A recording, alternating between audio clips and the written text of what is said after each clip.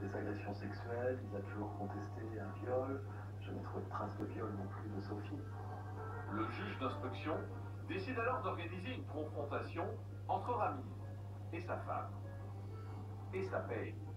La femme de Ramiz finit par craquer.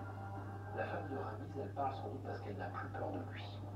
Elle n'a plus peur de lui parce que il est arrêté et donc finalement il ne la menace plus, il ne peut plus la menacer, il ne peut plus lui faire peur. La femme du suspect donne une nouvelle version du déroulement de la soirée du 7 avril. Une version qui incrimine directement son mari. Lors de sa dernière audition, elle dit, ben voilà, non, effectivement, bon, je vous ai pas dit toute la vérité. Mon mari n'est pas rentré le 7 à 22h30 à la maison, c'est lui qui m'a demandé de dire ça, mais non, il est rentré beaucoup plus tard dans la nuit. Et elle reconnaît, je suis ressenti avec lui, et nous avons été à la station-service où il avait voulu faire le plein d'essence, la carte a été refusée. La famille de Ramiz vit dans une grande précarité. L'argent semble être au cœur du problème, voire même le mobile du crime. Il y a un problème important d'argent, il se trouve sous pression, il sort de son domicile, il veut obtenir de l'argent illégalement. Il va au centre commercial, là, par hasard, il croise Sophie. Ramiz repère sa proie et s'apprête à l'agresser.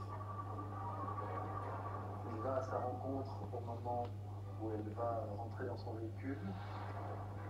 Il la menace, il la fait rentrer dans le véhicule.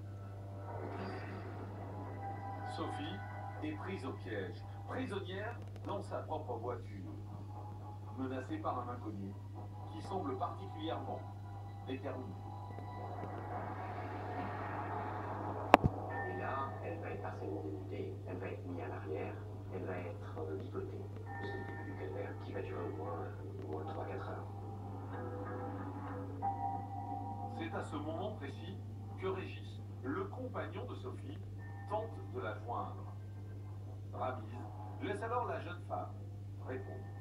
Il aurait accepté à un moment qu'elle réponde, et effectivement elle a répondu à son compagnon en lui disant « Ne t'inquiète pas, j'arrive ». Mais celui-ci dira aussi qu'elle semblait totalement terrifiée lorsqu'elle lui répondait. Elle était face à un individu beaucoup plus impressionnant et elle se retrouvait totalement sous son emprise. Elle ne pouvait pas s'échapper. Résister, oui, mais pas très longtemps. Sans pitié, Ramiz cède alors à l'escalade de la violence. Elle va essayer de la violer, elle va résister, et avec de strangulation, elle va vite l'étouffer, et là, elle va brutalement décéder dans ces circonstances.